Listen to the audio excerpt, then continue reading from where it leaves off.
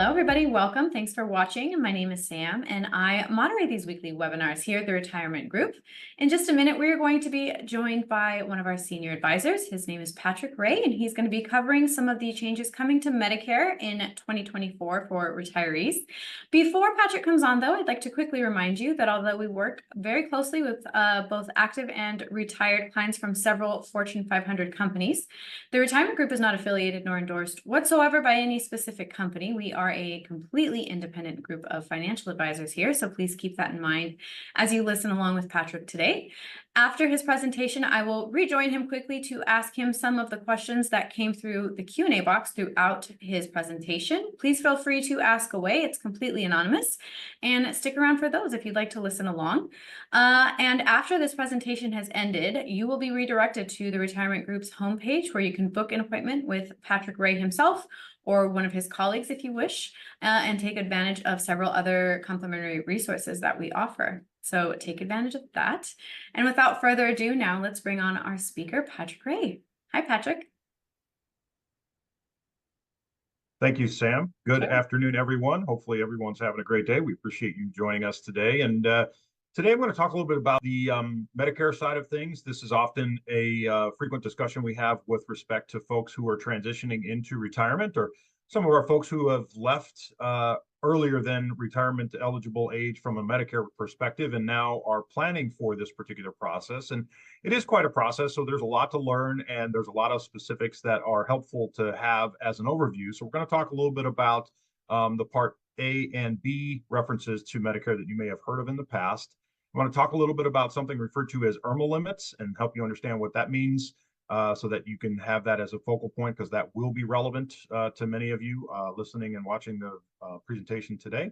And then we're going to talk a little bit about our group and what benefits you might receive or get by having an organization like ours help you. And so first and foremost, there are two parts to Medicare, okay? And so for the most part, Part A is a free part of Medicare that everyone applies for and everyone gets, and it's the hospital side of Medicare per se. And what it basically covers is hospital stays and skilled nursing stays and hospice coverage and home health care coverage. And for the most part, this is a free service. And this is basically just a default to when you sign up for Medicare, you automatically get Part A.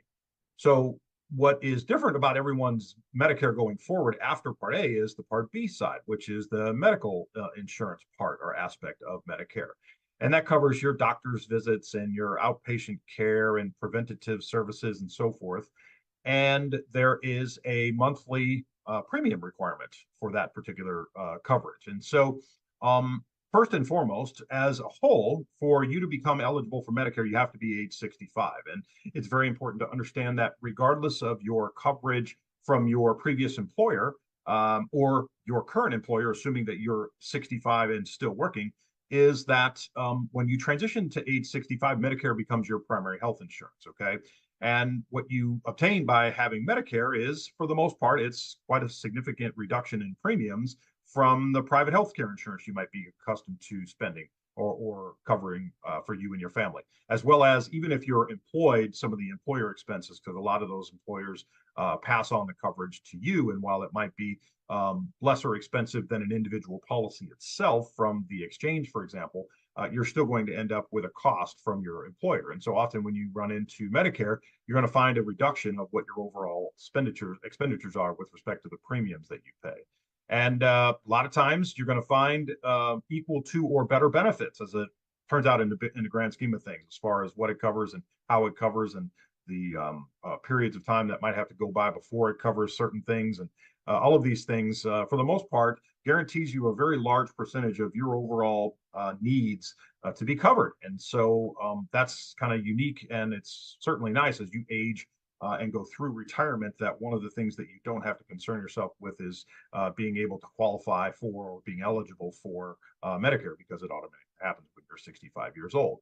So just know, similar to Social Security, if some of you have already been through the Social Security process, that you want to start this period of getting enrolled and kind of doing some homework and so forth, maybe even prior to this 3-month window. But there's an enrollment period that starts 3 months prior to your 65th birthday, and that period ends 3 months after your 65th birthday. And so basically you've got 6 months to effectively get this thing honed in and dialed in to what coverages would be best for you and your family to consider, and whether you should buy a Medicare supplement plan or a Medigap policy and all these other things, right? And so some of that is correlated to this next slide that we have with the difference between your health insurance at age 65 and beyond related to Medicare. So in other words, you heard me just reference the term Medigap before. And so Medigap is a jargon term, so you can understand that it basically is designed to pick up the deductibles and copays that Part A doesn't actually pay for. Okay, so you keep your Medicare policy, but you're allowed to choose your own doctors. This ends up typically costing you more money, but there are no co-payments, and the average cost is somewhere between 90 and 200 bucks a month. You don't have any referral needs to get from one specialist to another. And some routine services, unfortunately, are not covered, and usually those fall into the vision and hearing category. Typically, it's covered or you're covered anywhere in the United States, and it's effectively guaranteed renewal, which means regardless of your health history, you're eligible to participate and have a Medigap policy, and so your benefits effectively never change. But you could also consider something called a Medicare Advantage policy, and some of you work for companies that actually offer some supplement to help you offset the costs of your Medicare Advantage policies, or what they call Part C. And what happens is you basically you forfeit your original Medicare policy, and this is a complete replacement of your overall coverage. And it's restricted to in-network doctors. And so for this exchange, you have lower premiums that you can pay on a regular or ongoing basis. But sometimes there are copays that come into play. Typically, they end up anywhere from $0 and $100 a month, depending on plan that you select. And in addition to that, some other caveats that you want to be understanding or aware of is that typically you need a referral for certain specialists that you have to go see. And that may actually include extra benefits like vision and hearing and ultimate fitness benefits and things that are not part of a normal Medicare plan or Medigap policy. But your possibilities are bigger, or they're more broad, if I would. And then as far as your Medicare Part C policy, you're talking about emergency services that are on an outside service area, so there's more coverage there for you to be able to enjoy, assuming you need it.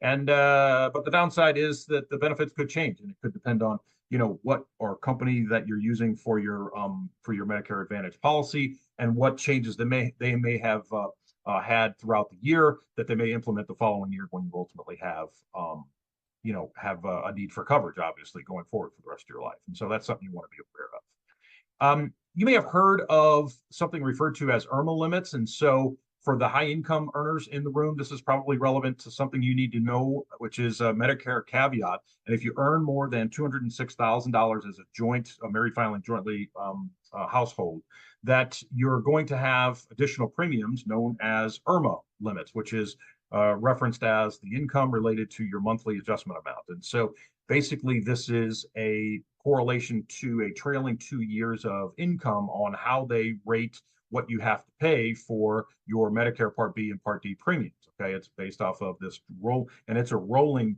24-month window from today. So, for example, if you were still working and now you're transitioning into retirement and you had a very successful and high-paying job, then it's going to impact what you pay, and you may end up paying more in the recent term transitioning into retirement than you would 2 or 3 or 4 years from now if your income goes down. Or if you've made some big Roth conversions, for example, for those of you who are already retired and you're doing some tax efficient retirement planning, and you consider doing some Roth conversions. Of course, when you take money out of your IRAs to convert that to a Roth, you pay income tax on that. And that's part of this IRMA limit, which is related to this 2-year trailing window of how it works. And so here it is. We'll look at an example of a 65-year-old male and a 62-year-old female, as their income is a total of $180,000. So Bob's total health insurance premium is $309.20. He enrolls in this example, the original Medicare plan, and purchases the supplement plan G. By the way, those supplement plans are correlated from A through F. And the different parts of the different letters represent different coverages that you can ultimately get. And then you can attach a drug plan to that. So in this case, Part A is free. Part B for him is $174.70. The additional Medicare supplement policy is $127, and then the drug plan is $7.50 per month. And so in this case, Jane's total premium, which is purchased from the marketplace, and in her state-specific scenario, it costs them $1,200 a month for Jane's coverage, because as the reference was, she was 62, so she is not yet Medicare eligible. And so in total, this family is paying $1,504.60 for their coverage.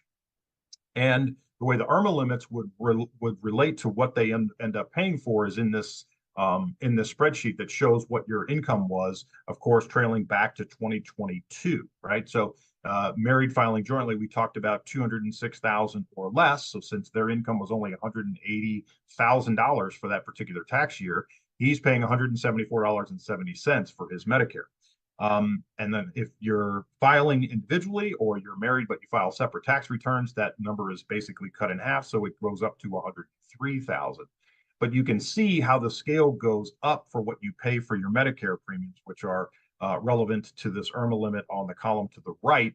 And the more income that you have, the more you can expect to pay, all the way up to the threshold of $594 per month. And so that's where those numbers in the previous slide had came up with respect to how we came up with those numbers with respect to what this family in this particular example is paying overall.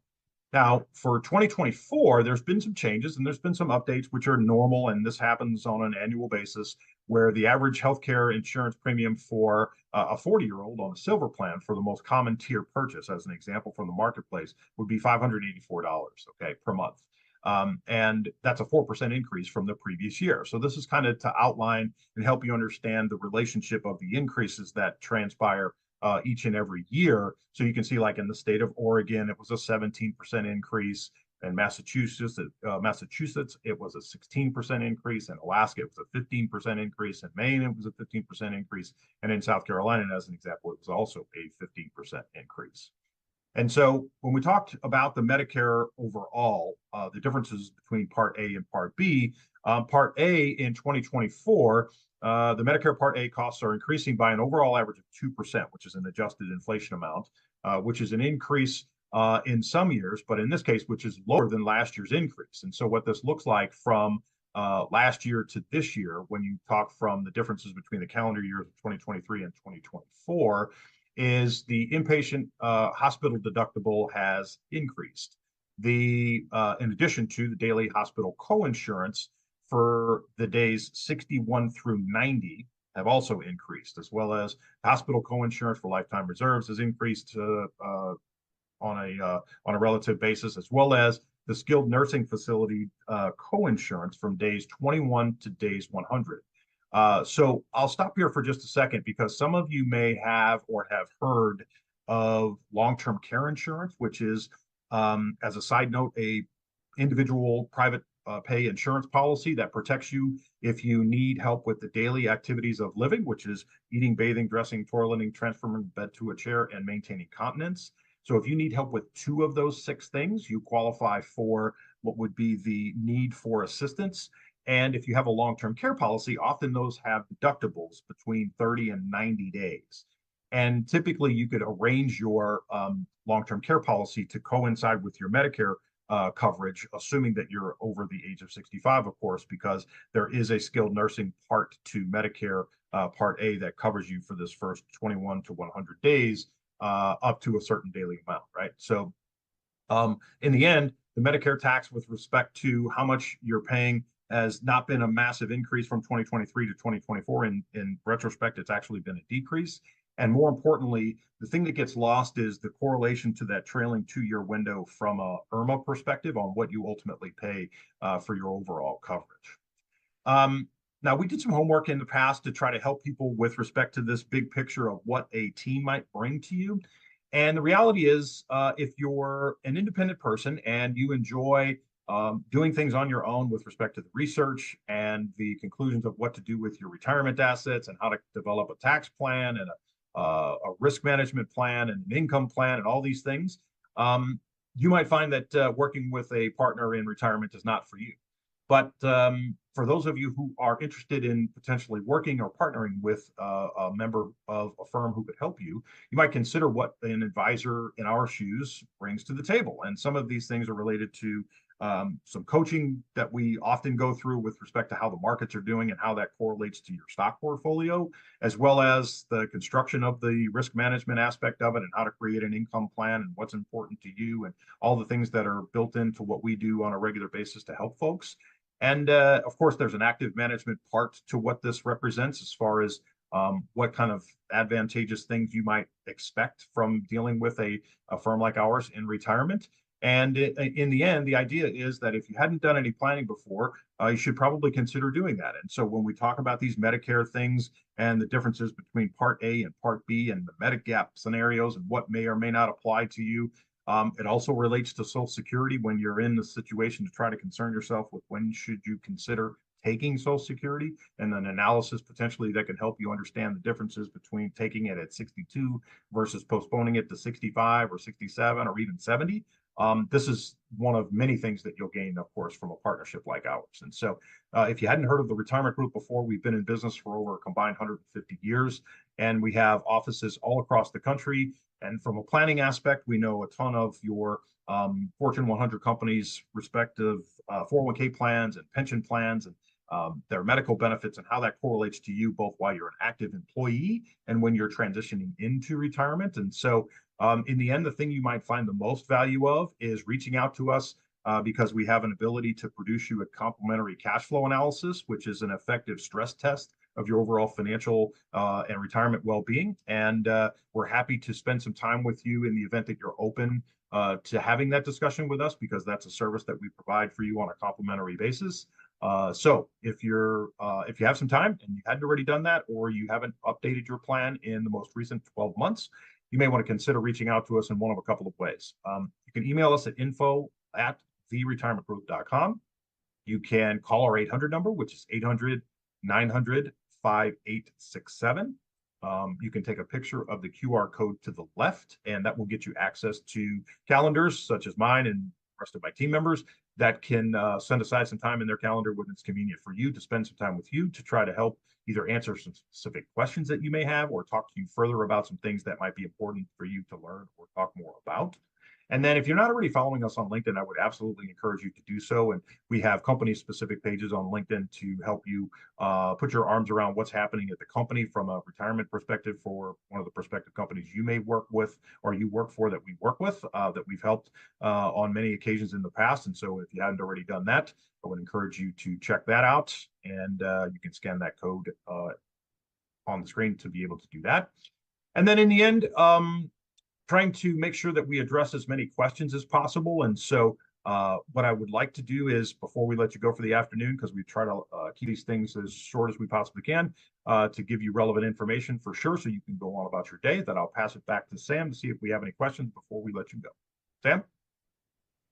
Thank you, Patrick. Thank you for all of that information. Sure. If just as a reminder, before I ask these questions, those QR codes for LinkedIn and to book an appointment, you will also be redirected to our page where you can book an appointment with Patrick, one of his colleagues. You can take advantage of our complimentary cash flow analysis, all of the things that Patrick has already mentioned.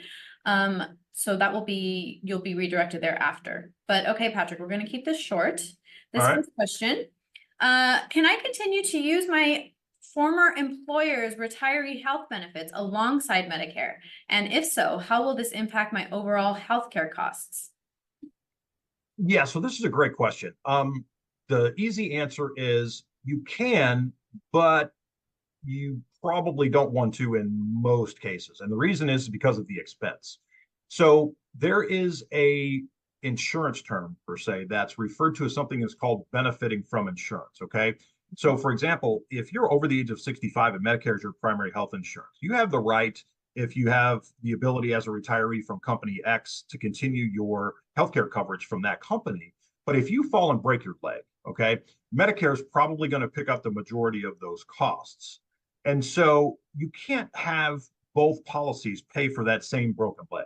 And so the backup policy in this particular case wouldn't provide you much of any benefit because Medicare is going to pay and they won't accept the payment from your other coverage. meaning that they're not going to just stroke you a check for the difference, say, oh, well, since you broke your leg, you can put this in your bank account and help you offset the rest of your expenses, right? Because it pays for a broken leg. So what you might find value of is if Medicare applies to you, the differences between all the Medigap or different coverages that could plug in the holes that Medicare by itself does not cover. And oftentimes it's cost prohibitive to consider your old retirement plan version of healthcare from your companies in addition to Medicare as a backup Oh, plan. got it. Okay. Thank you. Next one. How does Medicare coverage work if I plan to travel extensively or live abroad during retirement? That sounds nice. And what steps should I take to ensure that I have adequate healthcare coverage while away from home? Oh, this is an easy one. Okay. Careful steps, extremely careful steps. Okay. Because Medicare is effectively useless when you step outside the US. Oh, wow. So for those of you who happen to have a position at a company, for example, that are doing some abroad traveling, I would encourage you to understand, if you hadn't already done so, through your benefits coordinator, what your plan does and doesn't cover, so that you have some reasonable expectation of an understanding if you're in, a different country. And so the rules from a Medicare perspective are very black and white. And unfortunately, they do very little to nothing for you in the event that you were anywhere else except for the US. Got it. That's good to know. I didn't even think about that. Alrighty, this last one, Patrick. Are there any specific Medicare Advantage plans or supplemental insurance options tailored to retirees from large corporations that could provide more comprehensive coverage at an affordable cost? Yeah, good question. Remember, Medicare is an effective government situation, right? A government plan. And so in the end, it's really irrelevant as to where or what company you worked for when you were working, when you transition into Medicare. And so what would be more important is just understanding all of the different intricacies of the Medicare supplement plans that are available and the different Medigap policies to ensure that those are tailored to your needs. And so instead of thinking of it as a plan that's tailored to company XYZ that you may have worked for, just think in terms of, based on the state that you live in, what's relevant to the options that you have and which one best represents not only what you can afford, but what provides you the most comprehensive coverage for all the scenarios that may come up. And so typically when you work with a Medicare related specialist with respect to the coverage, then they often have all the answers to these questions. And so we're happy to help guide you through this process in the event that you're interested. Alrighty, Patrick, that was it. Is there anything else you wanted to add before we go? No. I hope that you found some value in spending a few minutes with us this afternoon. And I think Sam and I have both mentioned that we try to keep these on a relatively short basis to get you some decent material to understand and maybe just give you some food for thought on specific scenarios that we know come up on a pretty regular basis from our planning practice perspective. And so if you have those questions that we talked about, you can reach out to the office. But otherwise, hopefully you have a good day. Thank you very much for spending some time with us. We hope you found some value in our decisions and things that we talked about today. And we'll see you next time. Definitely. Thank you so much, everybody, for watching. And thank you, Patrick, for your time. All right. Thanks, Sam. Take care, everyone.